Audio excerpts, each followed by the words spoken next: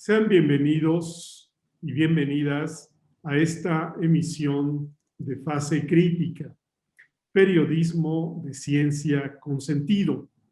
Nos da mucho gusto que nos acompañen en esta ocasión donde tenemos la oportunidad y el privilegio de entrevistar al doctor Alberto Lubiano Juárez, quien estudió ingeniería mecatrónica en el Instituto Politécnico Nacional, la maestría en control automático y el doctorado en ingeniería eléctrica en el Centro de Investigación y Estudios Avanzados, el CINVESTAB, del Instituto Politécnico Nacional. Desde 2011 es miembro de la red de expertos en robótica y mecánica y mecatrónica del IPN, de la red de almacenamiento de energía CONACYT y del Sistema Nacional de Investigadores. Ha publicado 2 libros, 44 artículos en revistas indizadas, así como más de 50 trabajos publicados en memorias de congresos internacionales. Respecto a dirección de tesis, ha dirigido 5 tesis doctorales, 16 tesis de nivel maestría, más 30 tesis de nivel licenciatura. Es Faculty Advisor del equipo TOR-UPITA de desarrollo de CANSATS.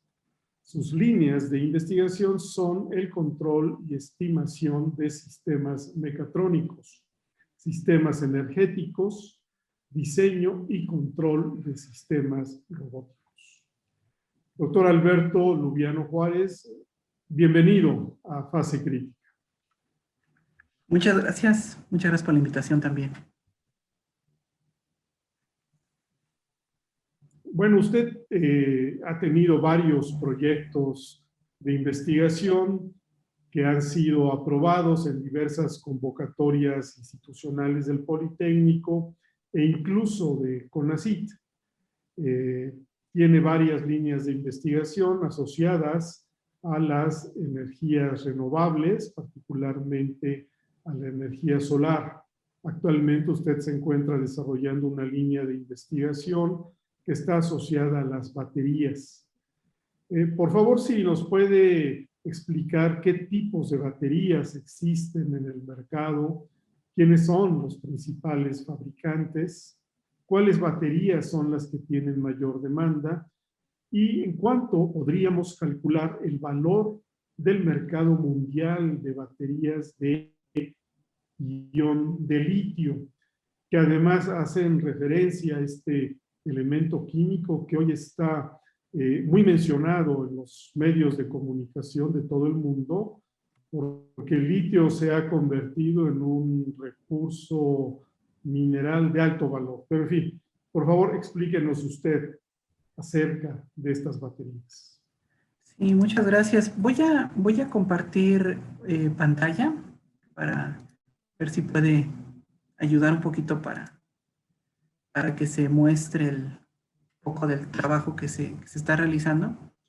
Bueno, primero que nada, en general cuando hablamos de pilas y de baterías nos referimos a sistemas de almacenamiento de energía eléctrica en este caso. Una de a veces las diferencias que ocurre es de que luego decimos ¿es pila o es batería? ¿No? Y que es una u otra. En general, por ejemplo, el término en inglés que es battery, normalmente hace asociación a ambas cosas. En español sí hay como una diferencia, fundamentalmente a que en general hablamos de una unidad básica, que es lo que es la celda electroquímica, que la idea sobre todo es de que por medio de reacciones químicas, en este caso de oxidación y reducción, que involucran sobre todo los electrones, en este caso, pues lo que hacemos es un flujo de energía que va de un medio a otro y entonces la energía química almacenada en los componentes pues hace que pues, se genere un cambio de energía por energía eléctrica y por eso es que podemos almacenarla, porque en realidad estamos almacenando pues elementos químicos que después, cuando tenemos que utilizarlos, pues transformamos la energía. Cuando se habla de pilas, es de que originalmente cuando se empezaban a construir estos elementos, se apilaban elementos. Entonces, conforme estos elementos de celdas electroquímicas se se iban pues apilando, pues se generaba un poco más de energía para tener mayor capacidad, y entonces por eso decíamos que estaban apilados, ¿no? Entonces una batería era un conjunto de pilas que estaban unidas, por eso es que la diferencia entre una u otra. Y por supuesto que en general, cuando nos referimos en general a una batería, pues normalmente hacemos alusión a esta componente de energía eléctrica. Y pues originalmente pues se ha trabajado pues con baterías que son en general no recargables, y hay otras que son recargables, ¿no? En el caso, por ejemplo, de las baterías, las pilas que normalmente se utilizan, se conocen pues las famosas pilas alcalinas, que durante mucho tiempo pues fueron las más utilizadas, y poco a poco ha ido cambiando un poco el uso por medios que sean un poquito más renovables, ¿no? Entonces, en el caso pues de las baterías, de lo que son las pilas alcalinas, pues aquí lo que tenemos es la reacción química, donde tenemos pues dos elementos, que es normalmente zinc y dióxido de manganeso, que están pues en un medio básico, medio salino, y esas son las famosas sales alcalinas que le dan nombre a las pilas, ¿no? Y bueno, en este caso pues tenemos fabricantes pues que son pues a nivel mundial, que son pues Duracell, Energizer, Hitachi, Maxell, Sony, entre otros.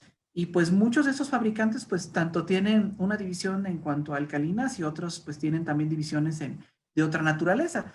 También pues en cuanto a las formas, pues se consiguen al menos en lo que son las famosas formas cilíndricas, las formas de botón, y pues hay muchas presentaciones, ¿no? Entonces, inclusive los fabricantes ya tienen sus propias claves para los usos.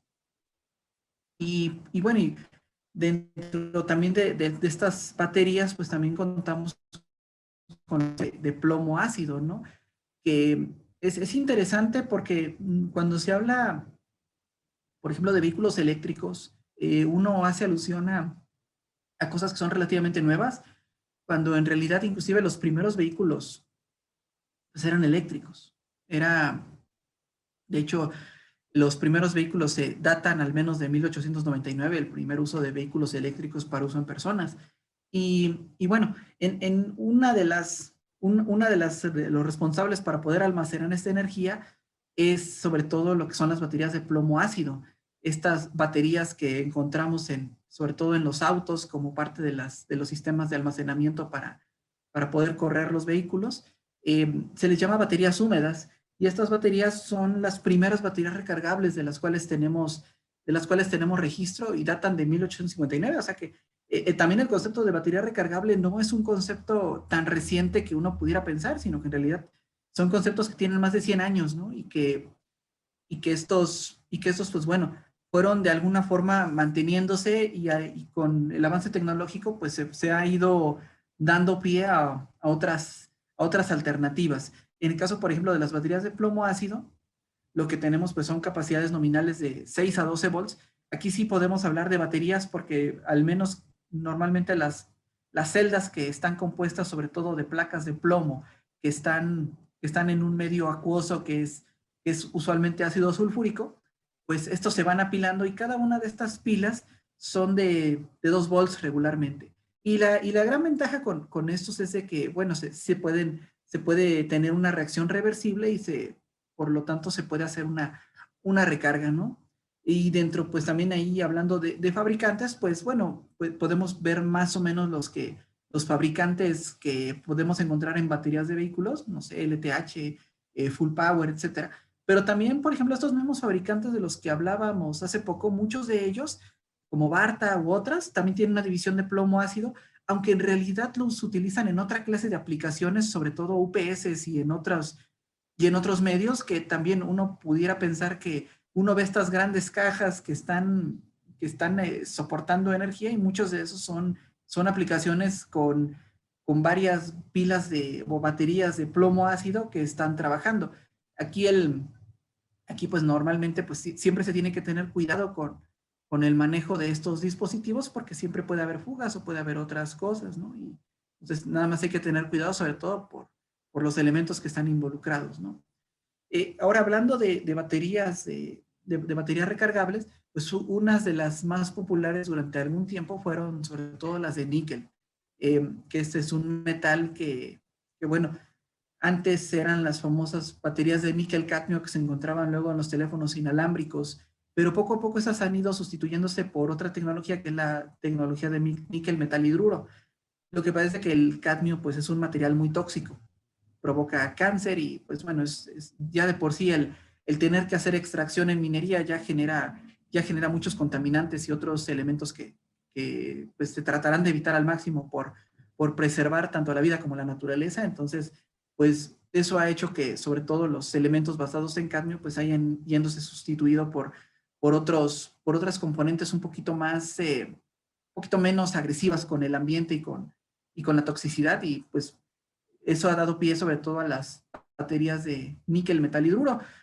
Son también componentes que tienen pues altos tiempos de almacenamiento. Nos referimos a que podemos dejar una pila de esta familia por bastante tiempo, que haya pues una degradación o variaciones, se puede mantener por bastante tiempo, no hay tanto problema.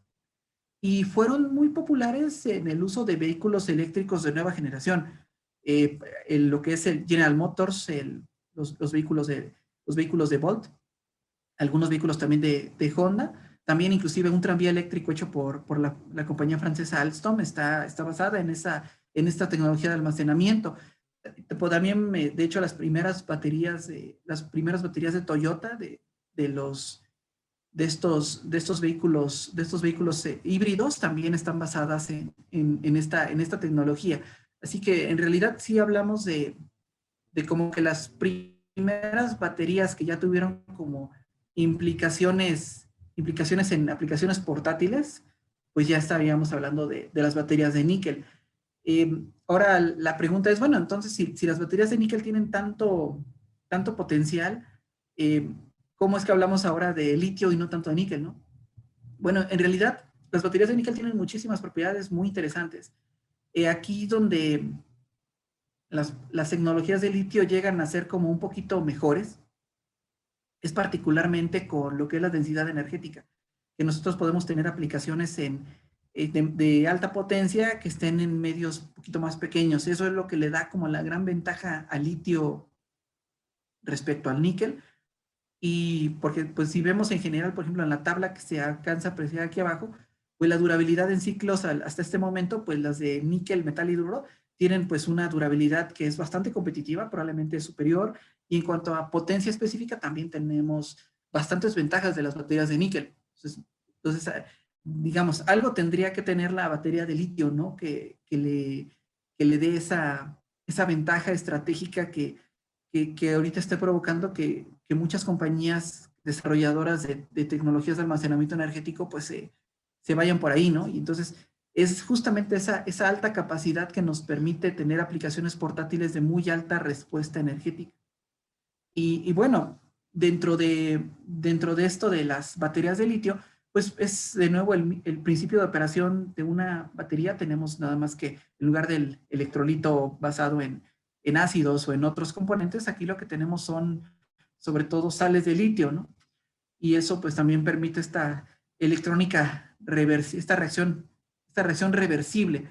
Y las grandes ventajas que tienen las baterías de litio es que tenemos pues altas capacidades energéticas, tenemos también un poco de efecto de memoria.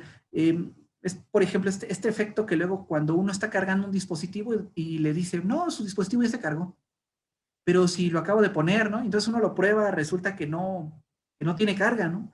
Esto se debe a un efecto que es el efecto memoria, que da la impresión de que el dispositivo tiene una carga que en realidad no tiene, ¿no? Es como un efecto ahí adverso que hace que se tenga que tener cuidado a la hora de hacer los ciclos de carga, y principalmente para que la batería sí se cargue completamente y no que parezca que está cargada y que en realidad no lo esté, ¿no? Entonces, las baterías de litio tienen esas grandes ventajas. Y sobre todo, ¿dónde es popular esta reducción de efecto? Pues por supuesto que en los teléfonos celulares, ¿no? Que la gente luego los carga y dice, no, ya se cargó, en realidad no se cargaba. Y ahora sobre todo por los efectos memoria en las baterías, ¿no? Y bueno, la alta capacidad y la alta densidad, pues hace que dispositivos como tabletas, como computadoras portátiles, entre otros, sobre todo, pues ahorita la tendencia es también vehículos eléctricos, recurran a las tecnologías basadas en litio, ¿no? Y en cuanto a lo que se comentaba en fabricantes, pues tenemos pues bastantes fabricantes, sobre todo asiáticos, no porque no haya compañías europeas o compañías norteamericanas, que por supuesto que las hay, pero en realidad quienes han tenido como esa fortaleza para desarrollo de aplicaciones en baterías, sobre todo podríamos hablar de China y Corea, que son países que han tenido pues desarrollos impresionantes. Inclusive pues lo que hace China es de que algunas compañías que son, pues no sé, europeas o norteamericanas, pues en realidad tienen tecnología china trabajando, en el caso de muchos de los fabricantes. Y bueno, pues dentro de los que podríamos mencionar que a lo mejor tienen más, que tienen como que un nombre mucho más popular, estaríamos hablando de compañías como Samsung, como Panasonic, como LG y muchas otras, pero en realidad estaríamos hablando de un consorcio de fabricantes chinos que son los que actualmente están liderando toda esta tecnología. En, en Estados Unidos también existen bastantes fabricantes, y bueno, aquí en la diapositiva pues alcanza a ver Barta, pero sí hay bastante desarrollo, sobre todo por tecnología de desarrollo, de construcción, de fabricación a nivel de materiales, sobre todo en el ala asiática. Ellos han trabajado bastante bien. Por supuesto que en Estados Unidos también hay también pues universidades, centros de investigación, desarrollo tecnológico. Si tomamos en cuenta que uno de los principales fabricantes de vehículos eléctricos pues es, pues uno es Toyota, pero también otro es General Motors y Tesla, por supuesto. Ellos también tienen estas tecnologías de desarrollo tanto en fabricación como en mejora de toda la electrónica que maneja y que comprueba el estado de carga y salud de las baterías, ¿no? Y bueno, cuando hablamos un poquito de lo que es el mercado mundial, aquí lo que tendríamos que establecer es de que dentro de lo que es el trabajo con litio, pues hay como un porcentaje de crecimiento y que de alguna forma pues se ha ido diversificando porque el litio tiene pues bastantes aplicaciones. Pero particularmente en el caso del mercado mundial de baterías, pues las perspectivas de crecimiento son enormes. En México no existe mucha información respecto a lo que es cuánto dinero se maneja por, por concepto del desarrollo de baterías de litio. En Estados Unidos sí hay un dato un poquito más preciso, y estamos hablando de que al menos en el 2017, que es la información con la cual yo cuento, pues el valor del mercado de las baterías, todo lo que era fabricación y exportación, importación y todo lo que eran los insumos vinculados, pues estamos hablando de un valor del mercado de 30,000 millones de dólares, pero que se tiene contemplado a que pues crezca a 100,000 millones pues en unos cuantos años. Estamos hablando de que así como por ejemplo en la cuestión del mercado energético, muchas veces se menciona que elementos como el petróleo ya tienen que empezar a ser sustituidos por otras tecnologías, que por supuesto el petróleo todavía sigue siendo una palanca de desarrollo de muchos países, y todavía está esta época de transición, si lo queremos ver así. En el caso del litio, la transición es para crecer. Exactamente, doctor.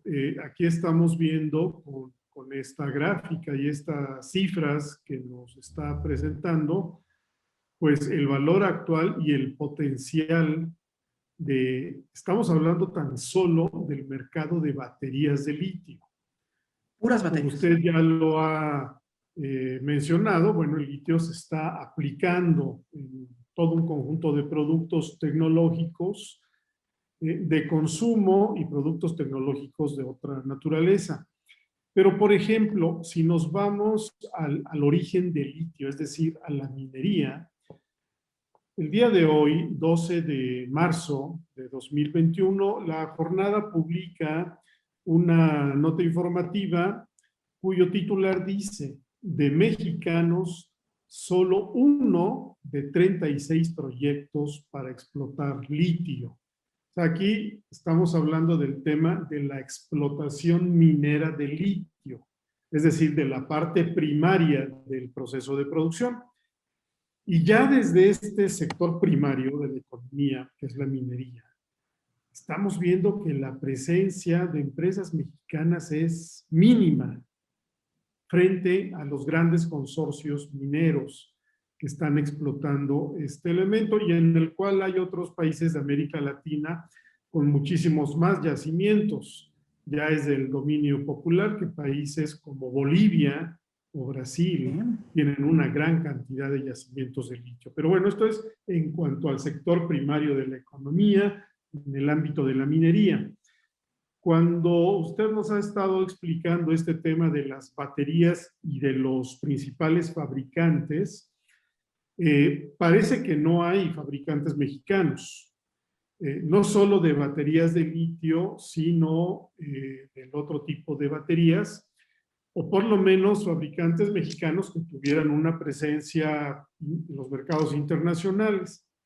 Vemos todos estos nombres de corporativos extranjeros de baterías y la verdad es que como mexicanos esto nos parece normal.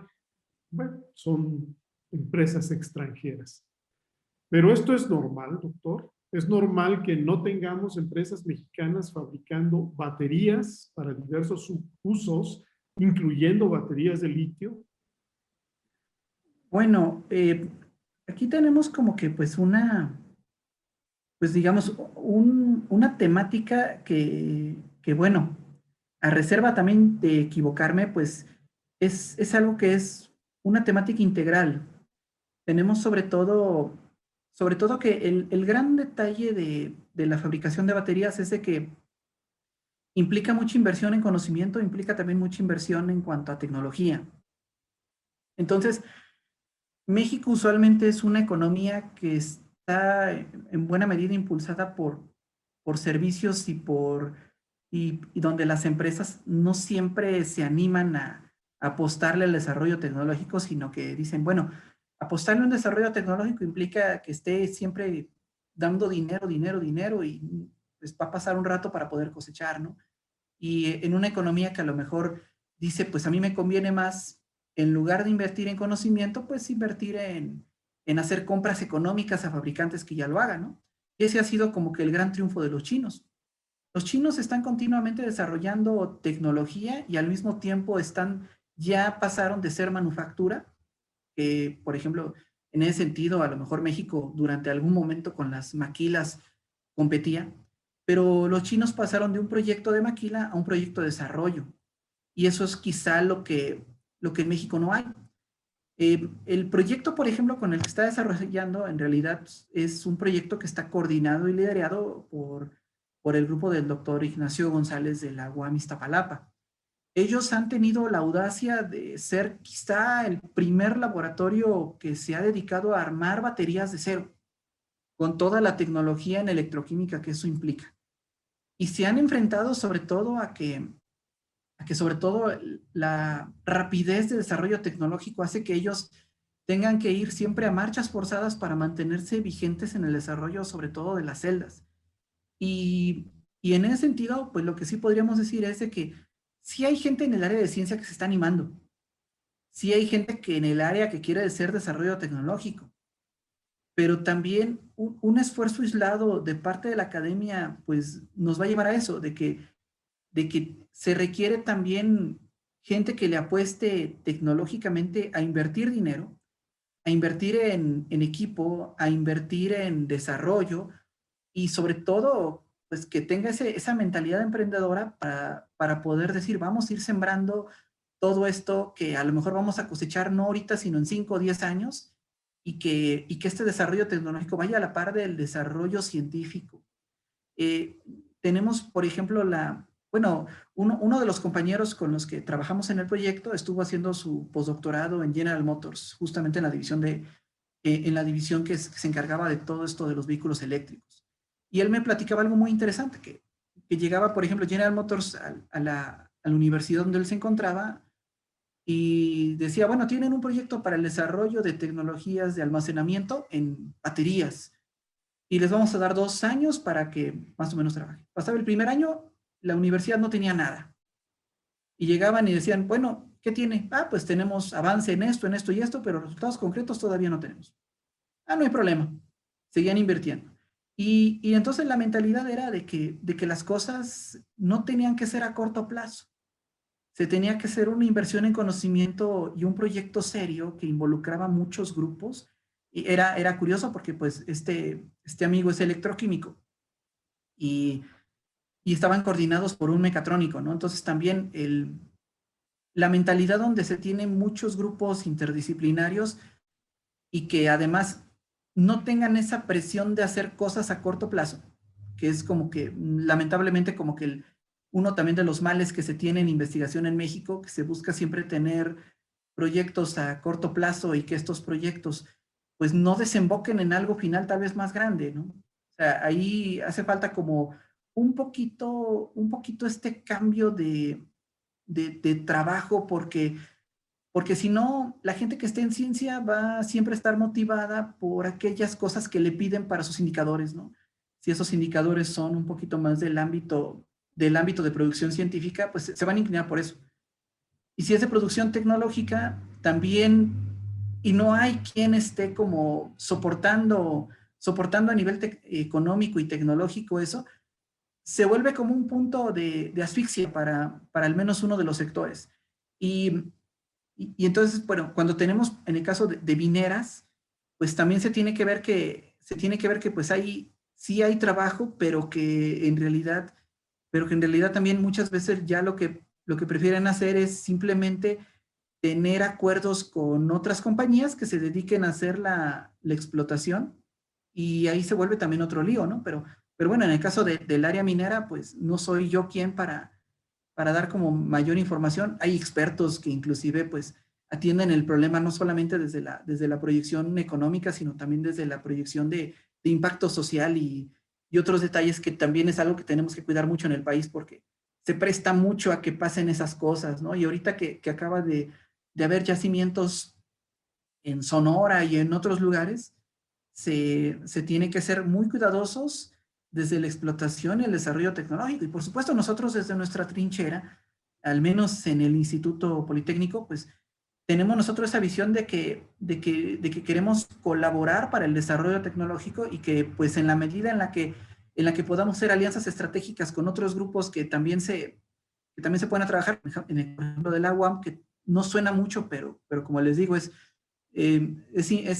una muy buena idea seguir sus pasos porque me parece que son de las personas más adelantadas y con una visión de desarrollo tecnológico, pues, que al menos a los que estamos en otros lugares, pues nos motiva a seguir creciendo, ¿no? Cada quien dentro de su área. Y cerrando, pues, sí es importante que no solamente hay un proyecto que involucre a la academia, sino que también la industria mexicana, la industria nacional, pues se anime a invertir en estas cosas, porque hay muchos grupos que en el país que pueden contribuir con otra clase de desarrollos y que con una buena política tanto económica y tecnológica, donde por supuesto también la academia tiene que estar involucrada, podríamos ser competitivos, quizá no en corto plazo, porque pues, de lo que platicábamos, no se puede llegar de un momento a otro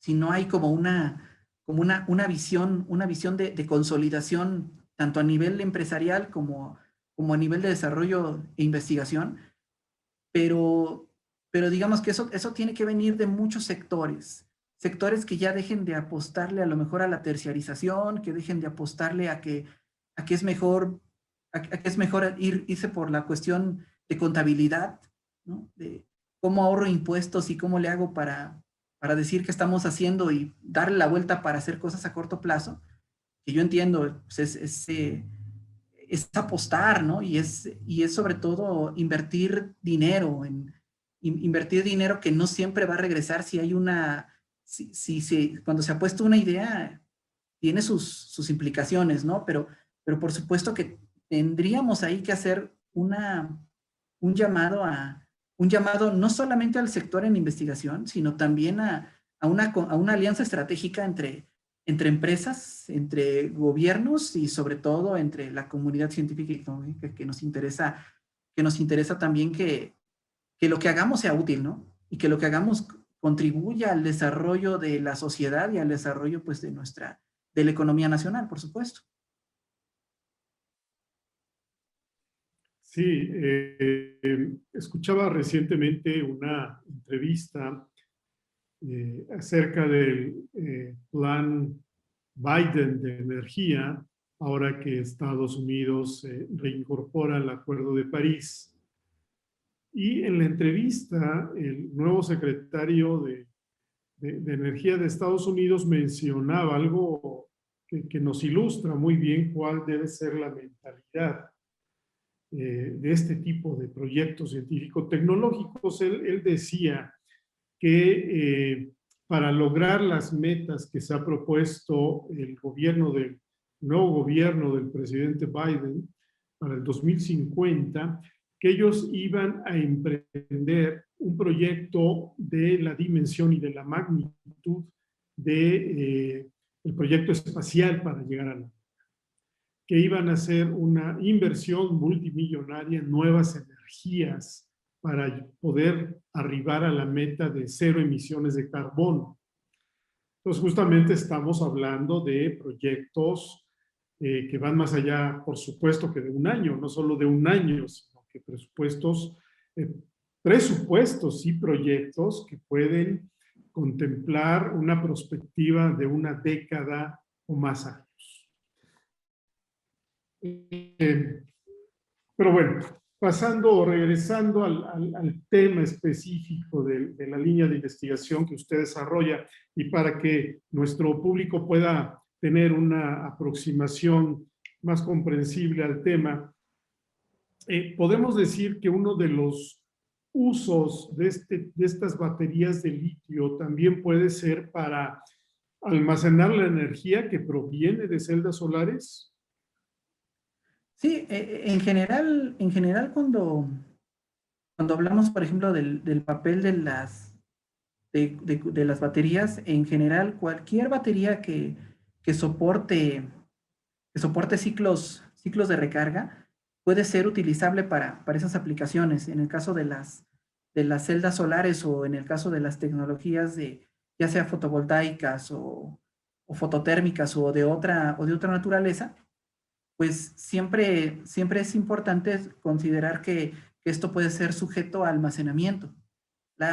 El uso, por ejemplo, de celdas, por ejemplo, electroquímicas, que ya sea a través de baterías de plomo ácido o a través, por ejemplo, de otra clase de acumuladores como las celdas de litio, pues nos pueden brindar esa posibilidad, sobre todo tomando en cuenta donde no siempre tenemos tecnologías de la red eléctrica que puedan llegar, ¿no? Eso es una de las grandes ventajas que tendríamos a la hora de implementar esto. Y sobre todo tomando en cuenta que siempre cuando hablamos de tecnologías, pues la ventaja de tener almacenamiento con litio es en la cuestión de la potencia energética que podemos suministrar. A lo mejor un sistema completo basado en litio podría ser para ciertas aplicaciones, ¿no? del hogar, y otras, por ejemplo, con una buena capacidad, sobre todo de manejo térmico. A lo mejor también plomo ácido puede ser una buena opción, sobre todo tomando en cuenta la estabilidad que proporciona una de estas celdas, ¿no? En el caso del litio tenemos sobre todo una muy buena resistencia a ciertas condiciones climáticas, ciertas condiciones de operación, la cual pues lo hace pues bastante productivo en áreas, por ejemplo, como inclusive pensemos en vehículos autónomos que a lo mejor pudieran ser utilizables para transporte, en este caso no solamente para cuestiones de alimentación en el hogar, no sé, que es algo que también es de primera necesidad, tener sobre todo pues energía para cosas como refrigeradores que nos permitan conservar alimentos, u otros elementos. Pero también nos pueden ayudar para, por ejemplo, si tenemos un área de difícil acceso y tenemos, por ejemplo, ciertos vehículos que nos desplacen, pues litio es lo ideal. Es ideal respecto, por ejemplo, a otras tecnologías. Entonces, en efecto, muchas aplicaciones de viviendas y sobre todo pensando en viviendas que tienen poco acceso a la red eléctrica. Creo que ahí es donde se puede tener una contribución mayor. Por supuesto, no digo que no se puedan utilizar en aplicaciones donde llega la red, pero también se puede tener como un segundo medio de almacenamiento, pero también como un medio de almacenamiento primario pensando en la alternancia con celdas fotovoltaicas o alternarlo con otras tecnologías de captación energética, ¿no? Sobre todo, muchas veces cuando hablamos de tecnologías solares, nos referimos a la cuestión de las celdas fotovoltaicas, las cuales pues son las más populares y tienen un trabajo impresionante en desarrollo. Pero también, por ejemplo, toda esta opción que nos permite el calor, nos brinda también una gama de posibilidades muy buena para hacer conversión de energía a partir de la concentración, por ejemplo, y que eso pues, nos lleva a otros usos como lentes de Fresnel o como otras tecnologías de concentración térmica que también nos pueden generar electricidad y que a su vez también pueden ser almacenables en baterías de litio, ¿no? O como medios secundarios de almacenamiento, tal vez que provengan de otras fuentes. Hay bastante potencial en ese sentido y por supuesto que sí nos permite brindar tal vez algunos aspectos sobre todo de almacenamiento. Si tenemos, por ejemplo, una celda fotovoltaica, pues no siempre nos va a estar dando esa energía, ¿no? Entonces necesitamos almacenarla en algún lugar. Y ahí es donde nosotros podemos aprovechar esta integración tecnológica.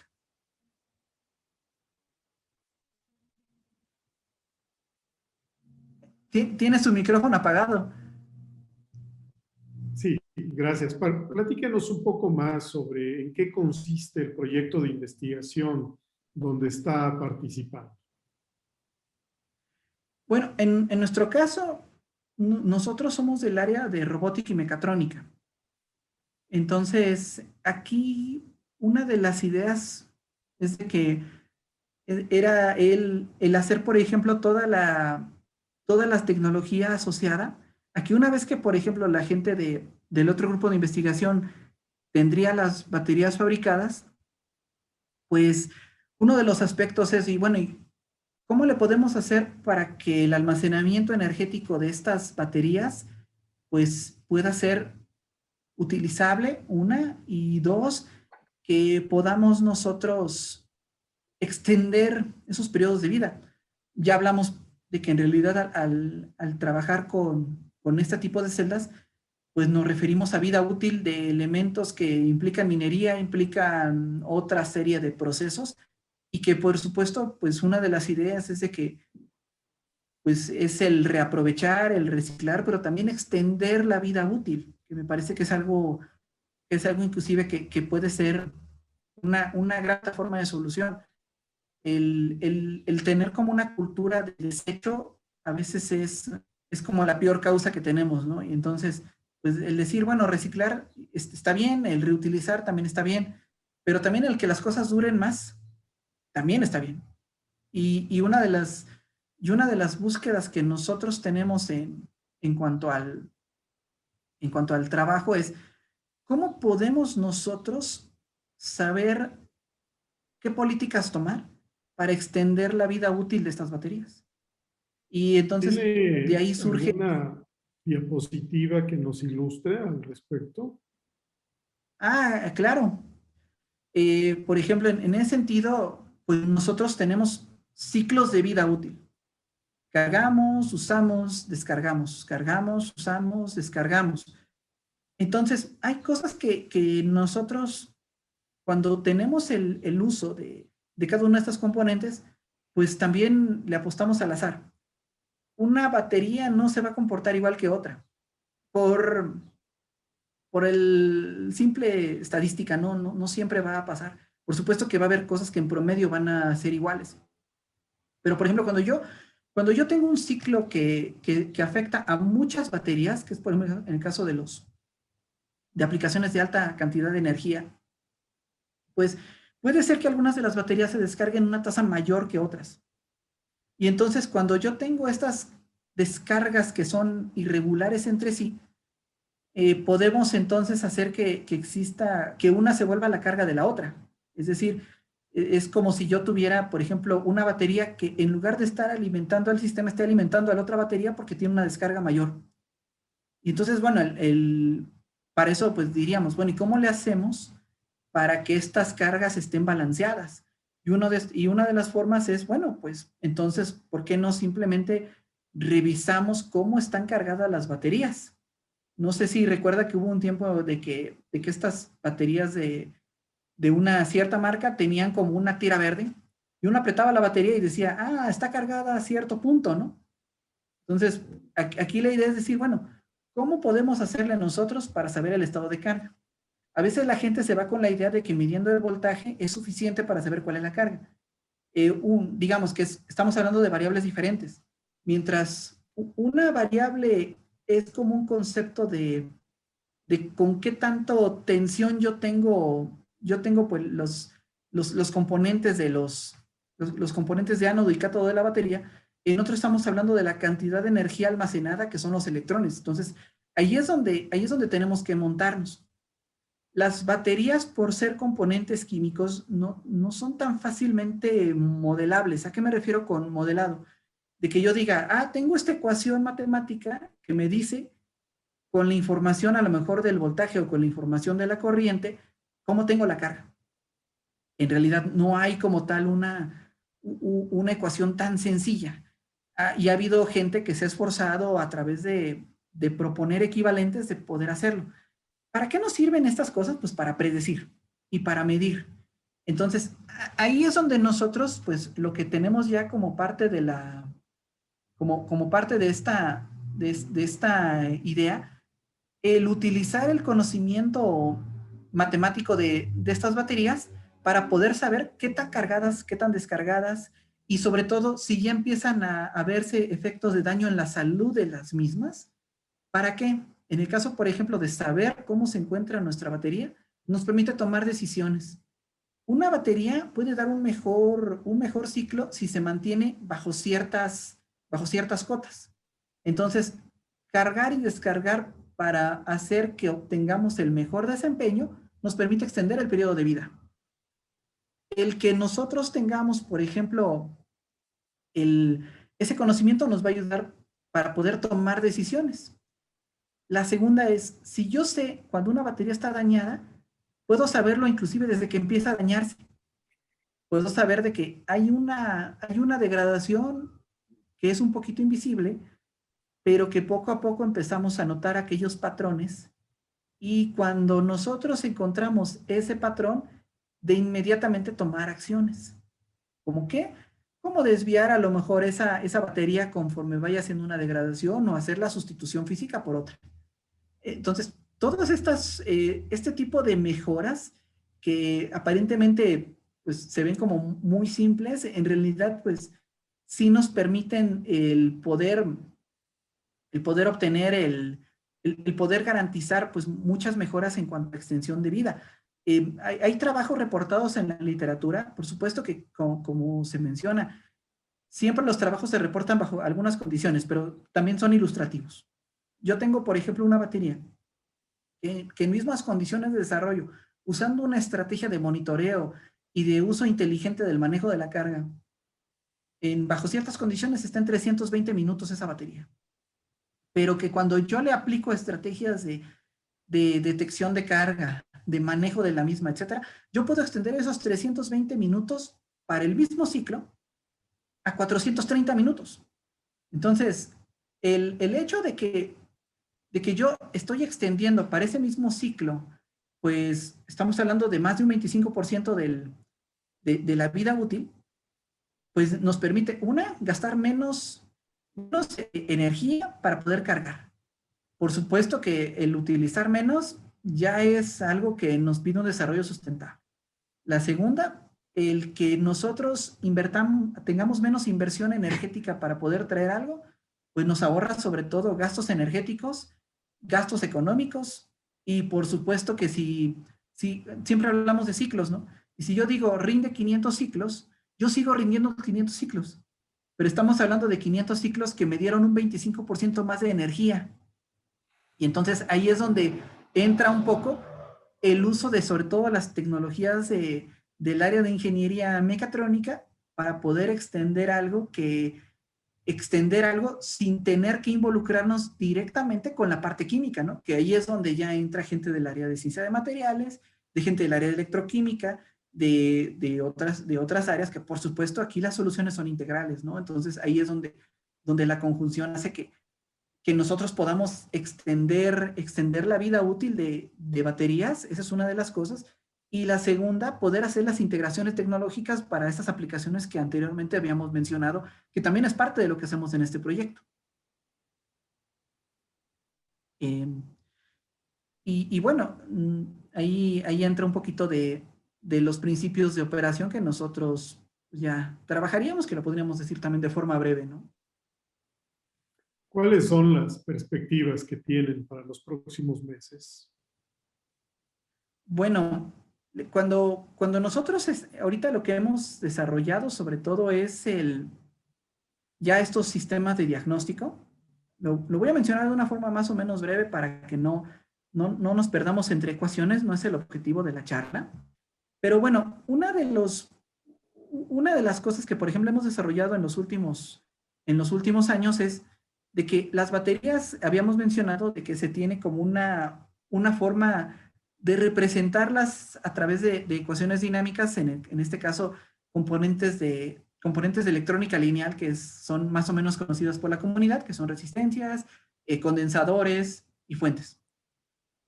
Nosotros estuvimos sobre todo validando lo que eran estas propuestas de modelos, y lo que nos dimos cuenta es de que había muchas incertidumbres.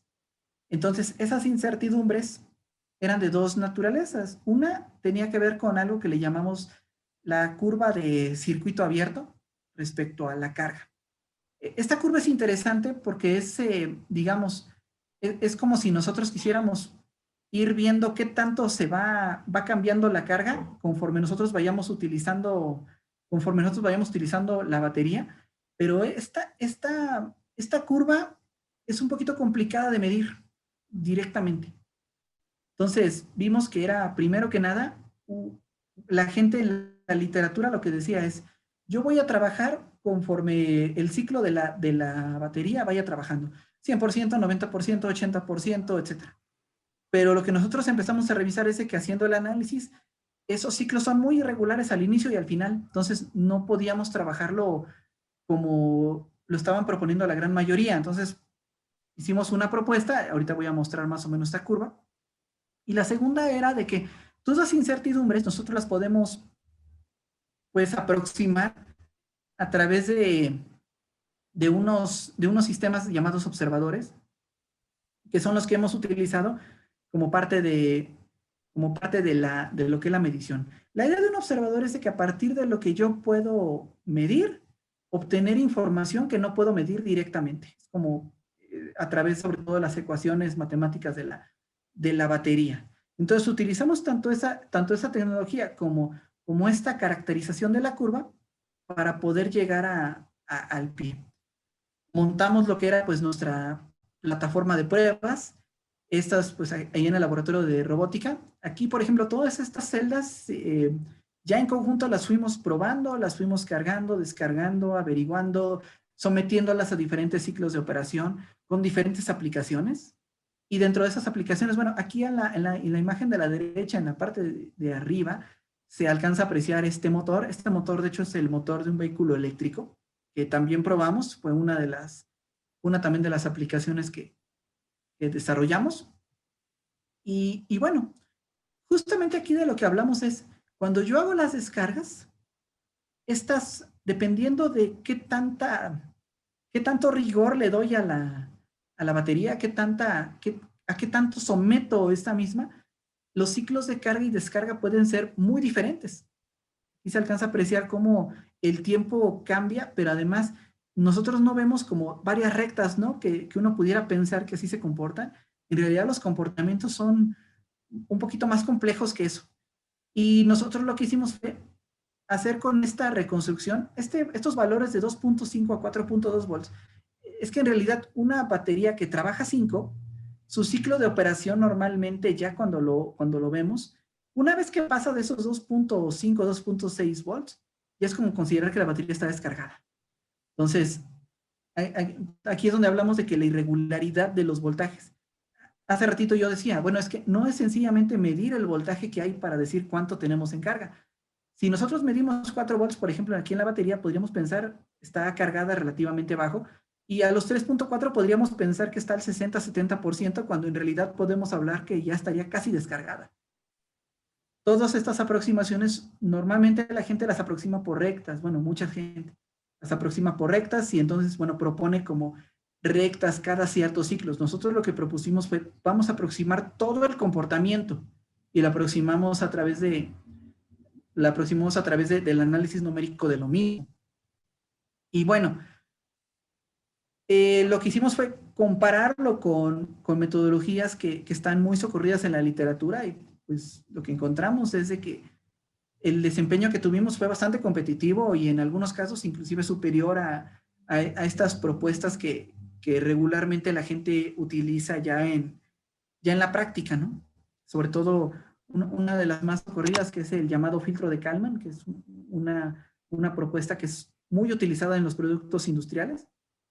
Y otra de las cosas es de que nosotros encontramos de que si nuestros dispositivos de medición no eran tan buenos, aún así, sujetos a ruido, aún así trabajaba mejor que los dispositivos convencionales. ¿Dónde entonces es esta proyección?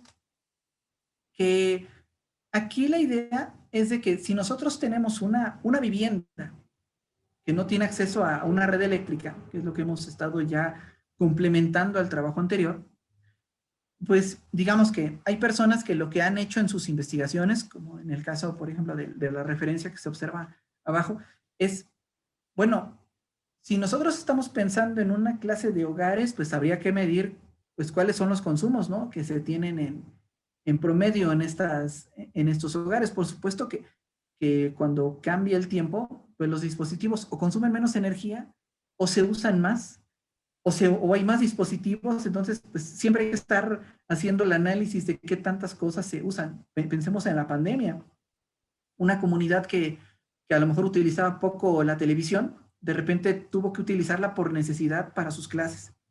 Gente que tuvo que utilizar su celular para tomar sus clases, para el envío de su información, para acceder a lo mejor a esos libros que ya no puede acceder.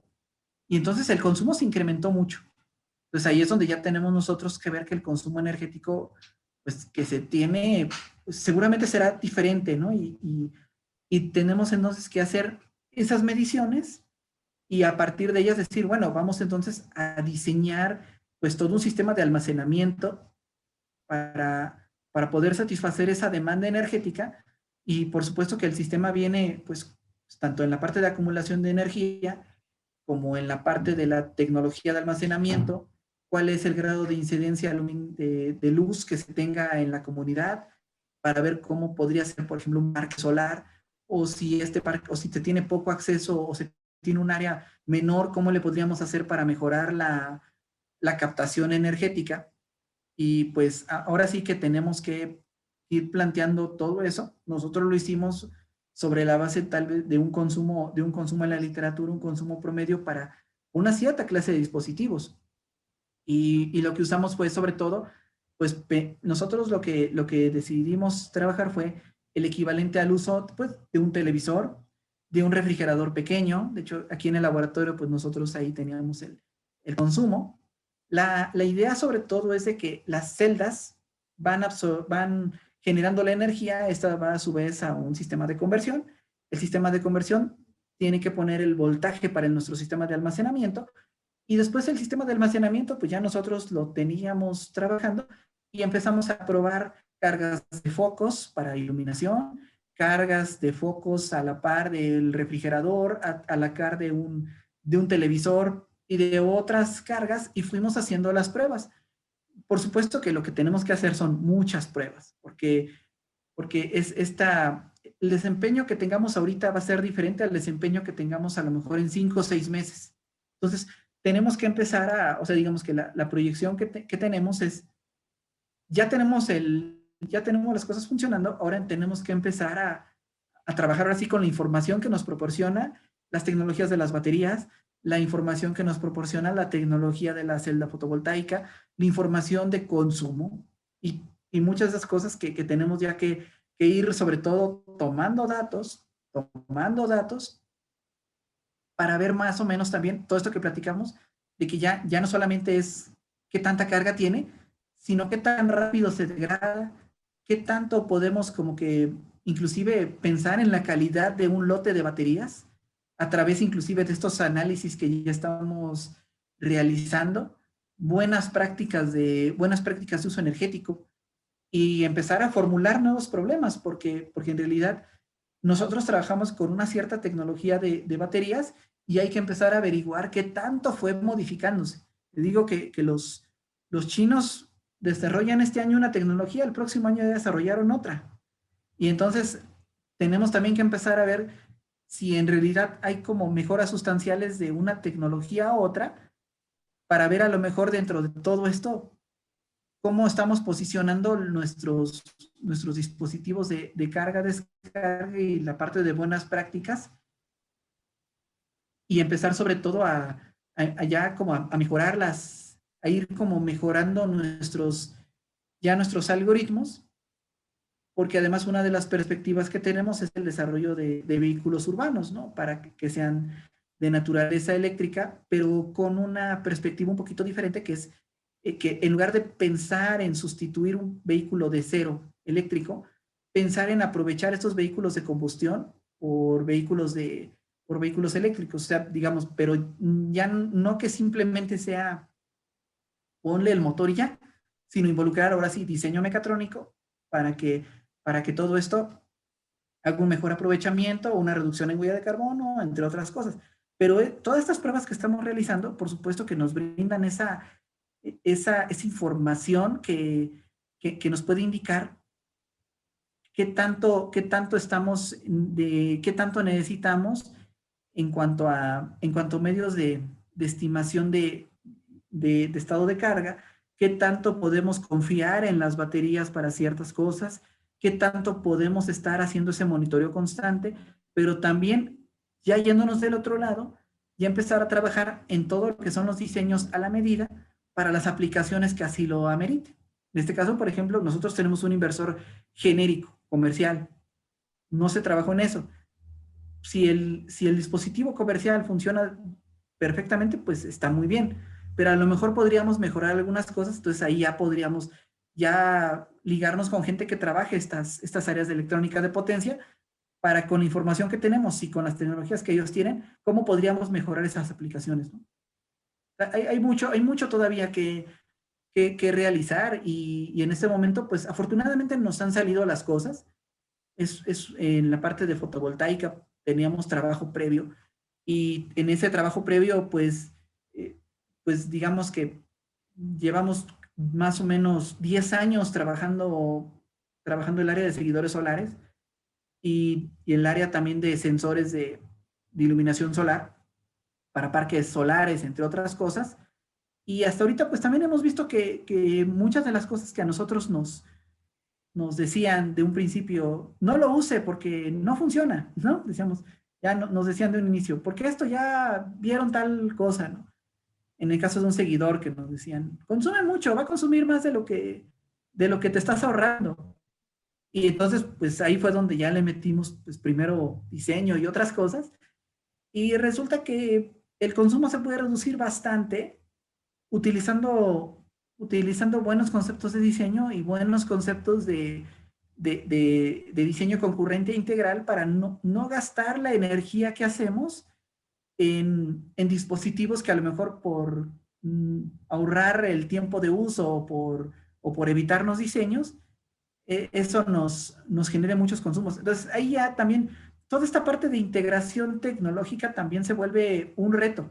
Y hasta ahorita vamos a paso lento, pero firme. Hasta ahorita tenemos buenas proyecciones de las aplicaciones que se pueden desarrollar. Al menos ahorita a nivel académico hemos hecho trabajo y pues hay mucho por hacer, por supuesto.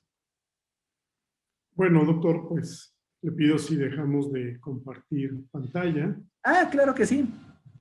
Nos despedimos con esta imagen de vehículos urbanos con un diseño mecatrónico y que sean eléctricos, con nuevas baterías, con una mejor operación y salud de sus baterías de litio.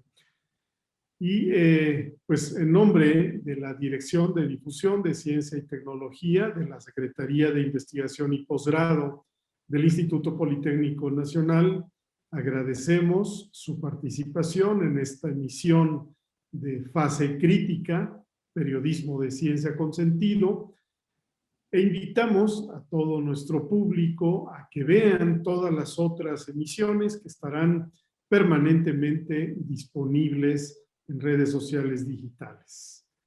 Nuevamente nuestro agradecimiento. Si quiere usted decirnos algún mensaje de despedida.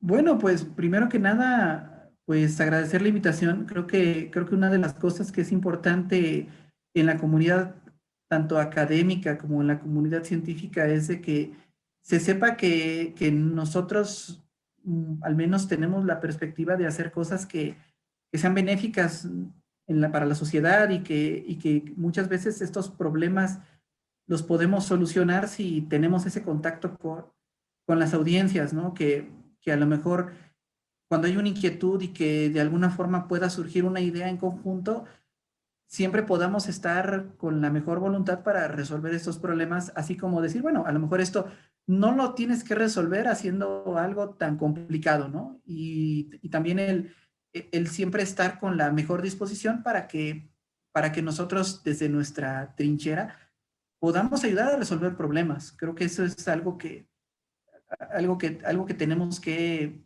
cambiar y sobre todo que la gente sepa que pues muchas veces cuando se dice invertir en ciencia, no es solamente pues invertir en algunos aspectos, sino también invertir en sí mismos, ¿no?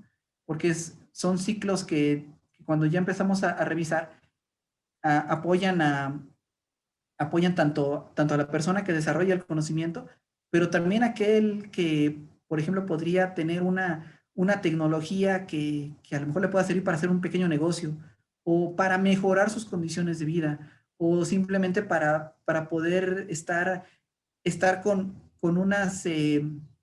cosas de calidad que sean desarrolladas a lo mejor por su vecino o que sean desarrolladas por la persona de enfrente, ¿no? O sea, que si ya no solamente pensar en que las cosas se fabrican de fuera para que estén bien hechas, sino que en realidad no es tan complicado ver que podemos con los medios, nuestros recursos naturales y con nuestros recursos en talento de las personas, pues resolver cosas y tener una vida mejor, que eso creo que eso es lo más importante, ¿no? Que como sociedad nos respaldemos y siempre pensemos en que todos estemos mejor.